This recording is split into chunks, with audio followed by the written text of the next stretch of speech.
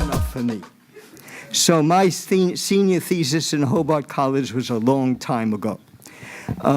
But what I wrote in my senior thesis was when somebody is born in society, that society better have a path for that person to follow.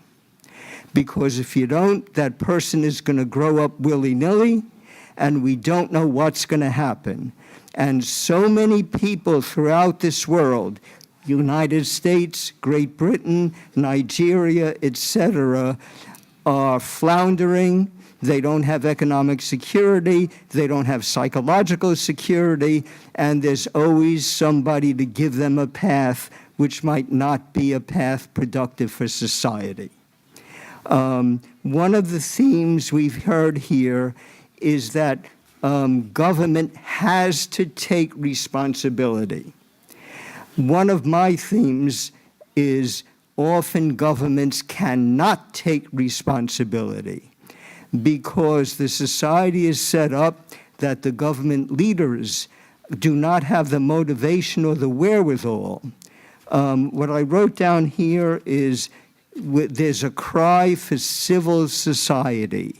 We have to have, we can't just depend on the individual, but we have to build civil society, pressure from below, because the governments themselves are filled with people who are under tremendous pressure to basically be corrupt or not to be the kind of, not to be effective. They have to take care when they get into power. They have to take care of their families. They have to take care of their supporters. How are they going to do that? They got to take from the public treasury. Even if they want to take care of various ethnic groups, if they don't take care of their own ethnic group first, they are out. So it's very difficult. You got to build civil society, which is awfully hard. Obama said about Iraq, we have to rebuild the society. Oh my. This is very long-term, very difficult. But at any rate, we're facing throughout all these things the building from the bottom up, and if the imams and the pastors and the rabbis, etc., they're in the middle of it, they can start building civil society. Not all of them are motivated to do it, but that's part of what we've seen. Let me mention an example of civil society. I'm not coordinated. The Liberian women. What an example to show the whole world, and I mean with videos, show the whole world. That's the kind of things you really need.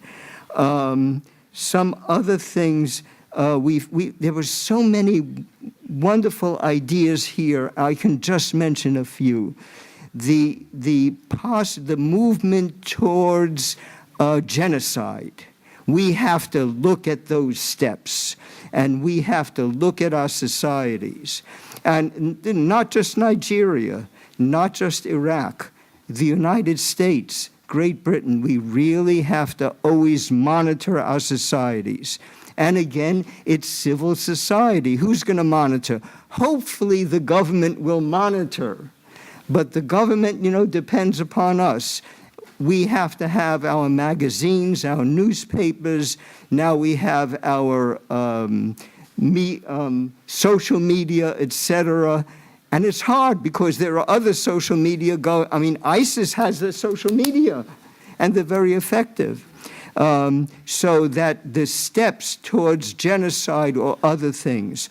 Also, 7 steps of healing. Wow, and that's not just from genocide. So many traumas. One thing I wrote down, I passed to somebody here, I was writing notes to everybody. In politics, you are your trauma. And there are so many people, like they said, well, why don't the Israelis give up this victimization? when the speaker, I forgot who was talking of victimization, I thought, oh, he must be talking about the Palestinians. And no, he's talking about the Jews, huh? You know, because that was 1941 and 1945. There's still, I mean, it's still forever, okay?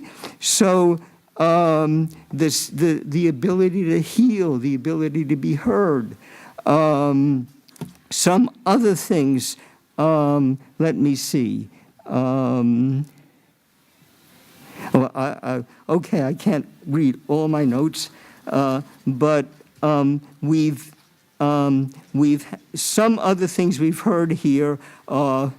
People turn to violence, frustration, violence, the futility of violence. If we can get the futility of violence, and if we can only get to the productivity of nonviolent cooperation. I teach a course now, which is managing human conflict. It should be called conflict and cooperation, because they are they fit together.